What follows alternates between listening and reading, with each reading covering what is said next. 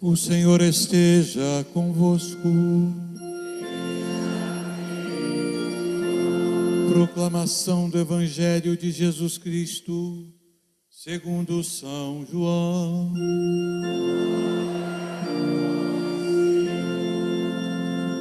Naquele tempo, quando a multidão viu que Jesus não estava ali, nem os seus discípulos, subiram às barcas e foram à procura de Jesus em Cafarnaum.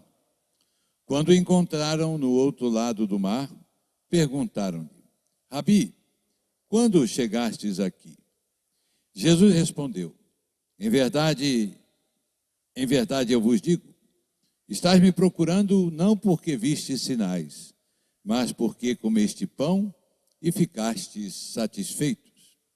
Esforçai-vos não pelo pão que se perde, mas pelo alimento que permanece até a vida eterna, e que o Filho do Homem vos dará.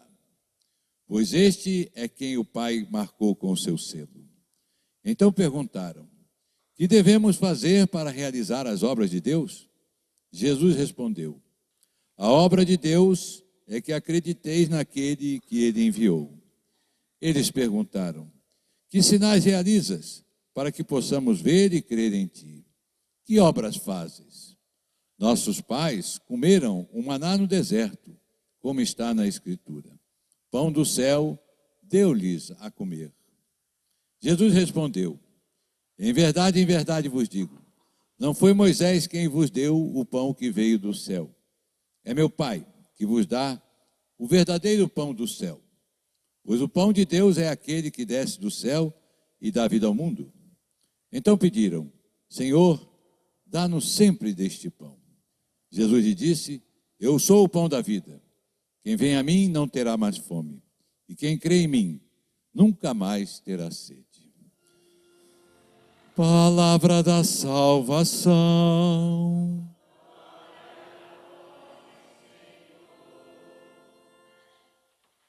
Meus caros irmãos, chegamos ao 18º domingo do tempo comum, já iniciamos a segunda metade do tempo comum. E este domingo é o dia do Padre. Este ano coincide perfeitamente com o dia 4 de agosto, que é habitualmente a memória de São João Maria Vianney, sacerdote que viveu do século XVIII para o século XIX, tendo uma grande repercussão em toda a França e depois em todo o mundo, sobretudo pela sua simplicidade, mas a grande fidelidade que tinha em celebrar a Santa Missa, atender às confissões, pregar o Evangelho. Poderes que o Padre tem, dados por Cristo, para a santificação de todos os homens.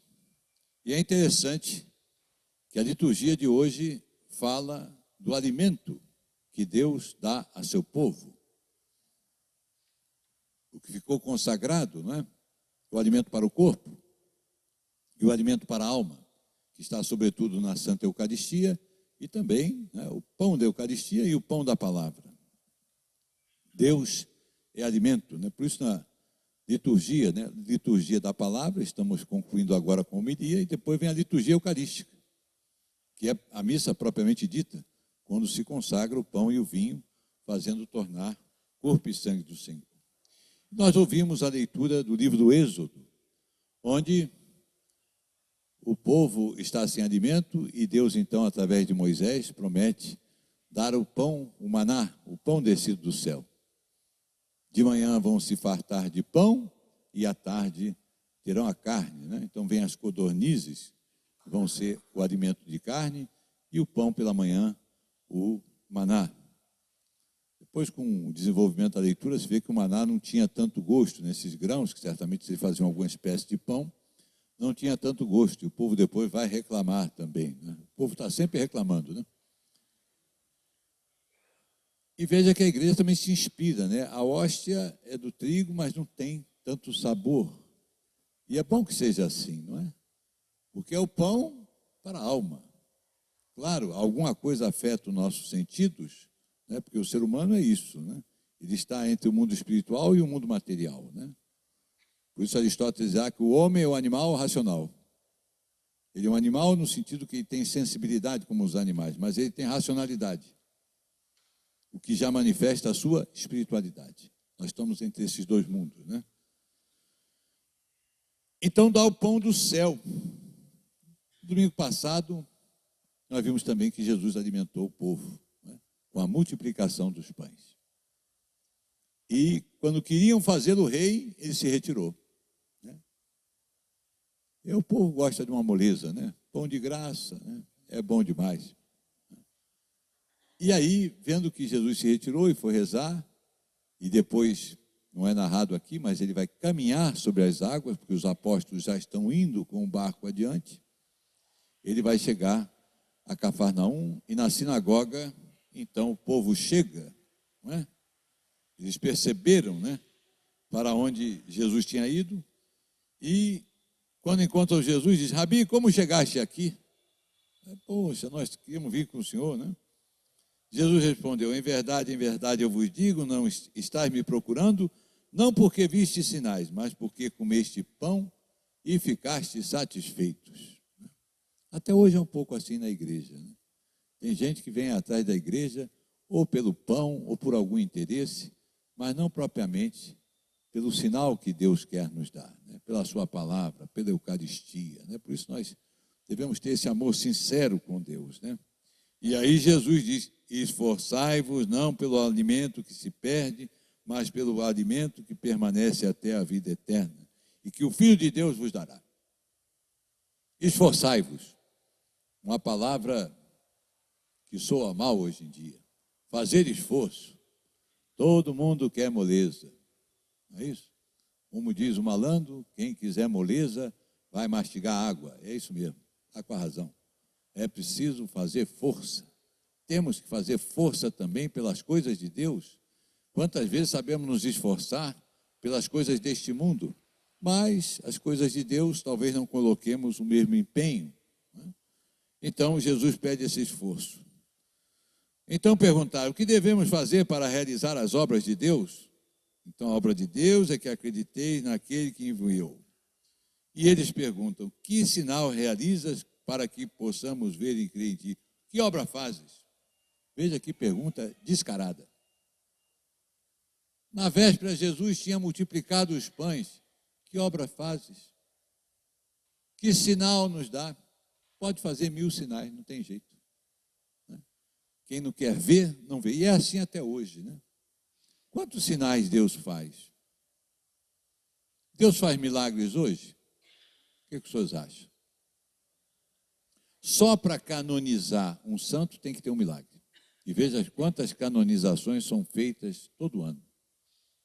Porque a igreja, além de um processo sobre a vida do candidato à santidade, ela também espera uma resposta de Deus, um milagre, atribuído àquele a quem se quer canonizar. Então, constantemente. Então, Deus vem dando sinais na história, né? As aparições de Nossa Senhora, tantos milagres que são alcançados, né? Mas a pergunta: que sinais realiza, né? Nossos pais comeram maná no deserto, como está na Escritura. Está esquecido que no dia anterior comeram pão. Pão do céu lhe deu a comer. Jesus respondeu: em verdade vos digo, não foi Moisés que vos deu o pão que veio do céu, é meu Pai que vos dá o verdadeiro pão do céu. Pois o pão de Deus é aquele que desce do céu e dá vida ao mundo. Então, Jesus inaugura aqui uma coisa que vai estar na tradição já bíblica, já em São Paulo, né? E vai estar na patrística, né? Ler o Antigo Testamento à luz do Novo Testamento. Compreender no Antigo Testamento aqueles fatos são sinais do que vai acontecer numa escala muito mais profunda, né? E aqui está, aquele pão descido do céu é o sinal remoto da Eucaristia. Deus quer alimentar a todos nós, não só no corpo, mas também na alma. E aí esse capítulo de São João mostra isso. Depois de alimentar o povo com o pão para o corpo, Jesus agora chama atenção para um pão muito maior, que no fundo é a Eucaristia. E quando ele diz, né, que é o pão que dá vida ao mundo, eles dizem então: Senhor, dá-nos sempre deste pão, que pode ser até a nossa oração, né? Aliás, fizeram até uma canção sobre isso, né? Senhor, dá-nos sempre deste pão. E nós devíamos rezar, Senhor, dá-nos sempre deste pão da Eucaristia, não é? Deste pão da palavra também, não é? Por isso que a missa, como disse, tem isso, né? O pão da palavra. Vir à missa todo domingo é importante por isso. Alimentamos a nossa alma com a Eucaristia e levamos conosco a mensagem do Evangelho, das leituras que foi dita, né? É o encontro da comunidade que vem se alimentar do pão da palavra e do pão da Eucaristia. Eu sou o pão da vida, quem vem a mim não terá mais fome, quem crê em mim nunca mais terá sede. Não é que nós não vamos passar fome nem sede, né? Mas a grande fome, a grande sede, que nada neste mundo pode saciar, é Deus quem pode saciar. Porque o homem é aberto para o infinito, e só em Deus ele será saciado. Então, esta sede e fome que o homem tem de Deus, só o próprio Deus pode saciar. E é por isso que existe a idolatria. É quando o homem sai procurando nas criaturas o próprio Deus. Não vai encontrar, não é? Se quiser fazer da criatura Deus, não vai dar. Agora ele pode olhar as criaturas e se perguntar, não é? Mas como é que existe tudo isso? Aí ele começa a encontrar a Deus, o autor de tudo que existe. Então é um dia feliz. Nesse ano B aparece esse texto a respeito da Eucaristia. Penso que vai continuar, né? Porque o capítulo 6, depois Jesus vai falar literalmente. E o pão que eu vos dou é minha carne. O meu corpo é verdadeiramente uma comida e o meu sangue verdadeiramente uma bebida. Se não é a Eucaristia, esse texto não tem sentido. Né? Onde é que Jesus dá o seu corpo como alimento? Onde é que Jesus dá o seu sangue como bebida? Não tem saída, é a Eucaristia. Mas ainda assim, a confusão mesmo entre os cristãos, né? Temos quantas denominações cristãs hoje não creem na Eucaristia. E isso também nos serve para ver o quanto é importante para a igreja a celebração da Santa Missa, né? E renova aqui um convite, né? Sei que nem todos podem aceitar, mas quem puder assistir a missa diariamente, né? Porque vejam, né? A primeira leitura tem algo interessante que liga com o Pai Nosso, né?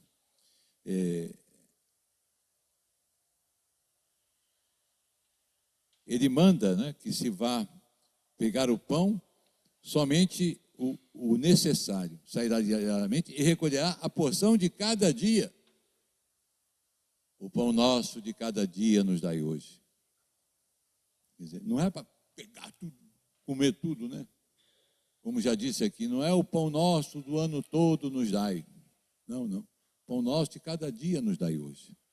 Então, é este alimento que também nós devíamos ter a preocupação. Por isso, a comunhão diária devia ser um ideal do cristão. Eu sei que nem todo mundo pode, né? Mas é bom lembrar, seria muito bom a comunhão diária, assistir à missa diariamente. E aí, como disse, nós tivemos essa feliz coincidência com o dia do Santo Curadars, né? Que é uma figura extraordinária. Santo Curadars foi um jovem que foi mandado à guerra, né? Mas não levava o menor jeito. Até foi tido como desertor, não é? E quando volta, né, ele sempre teve essa inspiração para ir para o seminário e já é meio grande no meio dos meninos e tem dificuldades com os estudos, né? Os meninos debocham dele, né? Garoto não é fácil, né? Sabe como é que é? E ele vai, a duras penas, concluindo o seu estudo para se tornar padre. Santo Curadars, menino, o brinquedo dele era como que celebrar a missa. O que lhe agradavam eram os santos, né? Ele, pelo menos o que tenho notícia, ele e Santa Teresinha nunca tiveram na consciência um pecado mortal. Sabe lá o que é isso? Nunca tiveram na consciência um pecado mortal. Veja que alma pura, não é? E então ele concluiu o curso, mas não passou em teologia moral. A teologia moral estuda os atos humanos, os atos que foram cometidos com liberdade, que podem ser bons ou maus. Isso é fundamental para o sacerdote no confessionário. Tem que saber, não é? Foi pecado ou não foi? As condições, isso é estudado já na filosofia, na ética, e é retomado na teologia, com a teologia moral. Ele não passava. E aí o bispo não podia dar autorização de dele confessar. Até hoje, a autorização para atender as confissões é separada da ordenação. Aqui, por exemplo, o bispo já concede automaticamente ao sacerdote o poder de perdoar os pecados. É um poder ligado ao bispo, né? Mas o bispo concede, para que o povo tenha mais facilidade de se confessar. Hoje, até o pecado para a absolvição do aborto também foi concedido pelos bispos, e mais recentemente o Papa Francisco estendeu a qualquer sacerdote poder perdoar esse pecado, que era reservado ao bispo, né? Então, o bispo, para resolver o problema, faz uma prova com ele, de confissão. Aliás, nós fazemos até hoje essa prova, né? No seminário eu fiz essa prova, né? Dom Augusto era o examinador, padre Costa Couto, e o penitente era Dom Assis Lopes, né? Foi capelão aqui também, né? E Dom Assis então se confessava, né? Ô, seu padre, já começava assim, né? Eu já fiz um pouco de todos os pecados, todo pecado que o senhor pensar eu já fiz. Inclusive eu quero ser absolvido do pecado original também, né? O que era isso, né? O pecado original, quem perdoa é o batismo, né? É ali, né? Então, era a cilada ali da confissão, né? Mas até hoje se faz. E o padre Curadá fez essa prova e se saiu muito bem. Parece só errou uma questão muito fina, difícil da época. E aí o bispo viu que ele era capaz. E aí o envia para Arnes, né? Por isso que tem a expressão o cura de Arnes. O cura é aquele que cuida, né? O padre, né? O padre de Arnes, que é um lugarejo, como é um lugarejo até hoje. E ali ele brilhou, né? E para chegar a Arnes, a roda travava da charrete, era uma coisa, né? Como que já o combate do demônio contra ele, né? Muitas vezes foi tentado, né? Às vezes estava dormindo, tinha a sensação das cortinas pegando fogo, a cama sacudindo. Ele acordava muito cedo para ir ao confessionário, né? E tinha essa noite perturbada, né? Uma vez ele falou, né? O caipira francês chama o demônio de Grapin. Então ele diz, eu e o Grapin somos quase camaradas, né? Quer dizer, não somos camaradas, mas convivemos, né? Ele está sempre me atazanando, né? E a grande tentação do Curadás era, talvez fosse uma espécie de depressão. Ele queria deixar tudo para ir chorar a sua triste vida, né? É ser humano, né? Pode ter isso. E uma vez resolveu, se preparou todo, e o auxiliar dele, que gostava muito dele, escondeu o breviário. O senhor está pronto aí? E vai ser um breviário? Não, tenho que levar o breviário. Ah, meu Deus, cadê o breviário? E aí acabam fazendo ele desistir, né? E o povo também ajudava, né? E ele fica. De outra vez ele vem descendo de madrugada para ir ao confessionário, tem uma carruagem pronta. Estamos prontos, senhor? Tudo pronto para ir embora. E ele sente aquele impulso, né? Veja que a tentação vem para qualquer um. E, no entanto, ele diz, não posso, não tenho autorização do meu bispo. Veja, quando alguém obedece às normas, Deus acaba o defendendo. Neste momento de fraqueza espiritual ali, de quem que ele lembrou, eu preciso da autorização do bispo. Aí não foi. Percebe? E brilhou no confessionário, né? Chegou a ficar 16 horas no confessionário. Vocês não têm condição de saber o que é isso, né? Mas eu me lembro uma vez, fui atender confissões de faenza, a gente atendia de manhã, voltava, almoçava 2 horas, tinha que estar de volta na catedral, porque era tempo de festa, muita confissão. E eu voltei para Roma com a dor nas costas, rapaz, no trem, estava me acabando, né? Porque o confessionário nem sempre é muito confortável, né? E você fica muito tempo sentado, né? Então ele chegou a ficar 16 horas no confessionário, né? E uma vez o sujeito foi confessar com ele, o mesmo aconteceu com o Padre Pio, né? E falou a ele, eu fiz esse pecado, fiz aquele, tudo mentira. Foi lá brincar no confessionário. E aí ele disse, não, nada disso você fez, mas em tal dia você fez isso, no outro dia você fez aquilo, e começou a dizer todos os pecados do falso penitente, né? O camarada deve ter caído para trás, né? E tem coisas muito belas dele também. Uma vez ele via sempre um senhor na igreja que ficava sentado, olhando para o sacrário. Ele falou, mas o que será que esse homem... O que é que o senhor reza? O que é que o senhor diz para Nosso Senhor? Eu não digo nada, eu olho para ele e ele olha para mim. Então, quer dizer, é o máximo da contemplação, né? que já ultrapassa até as palavras, né? Também um menino, que era esses meninos impossíveis, né? Levado mesmo, ficou muito doente. E na doença dele, Curadá foi ver, e era um homem de muitos milagres, e perguntou ao menino: você quer ficar bom? Não? Eu estou bem e vou ficar melhor ainda. E o menino morreu. Percebe? O que é a união com Deus? O menino percebeu que para ele não era bom viver. Não pediu o milagre da cura. Eu sei que nos impressiona um pouco isso, né?